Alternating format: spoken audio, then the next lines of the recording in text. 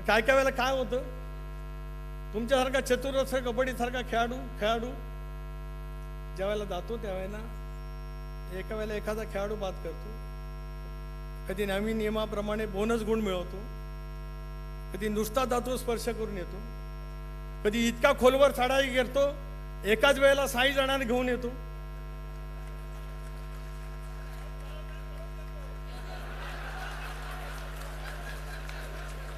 ते सांगतोय जरा ऐका,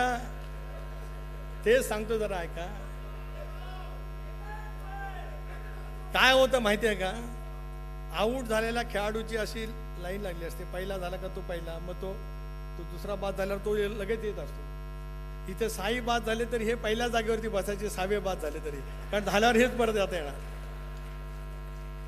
ज्यांना कबड्डी कळते त्यांना ते कळतं.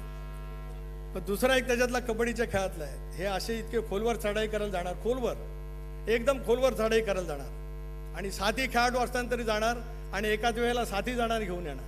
पण काय काय होतं गुरुजी असं माहिती आहे काय, तुम्हाला जास्ती माहिती आहे का, तुम्ही त्यावेळेचे मधू पाटील म्हणजे त्यावेळेचे मधू पाटील पहिले खेळाडू, ज्यांना मुंबईला कबड्डी माहिती असेल त्यांना माहिती असेल. हे काय करत आले, एका वेळेला 7ही बाद करत आले, एका वेळेला एक बाद करत आले. आणि काय वेळेला काय होतं, एकच खेळाडू समोर राहतो आणि चढाई करून खेळाडू दमलेला असतो. पण चढाई काढायला असं वाटत असतं मी 7 जणांना एका वेळेला बाद केलेला आहे, आता एकटाच राहिलाय, मी परत किती दमला असलो तर ते एकट्याला घेऊन ये.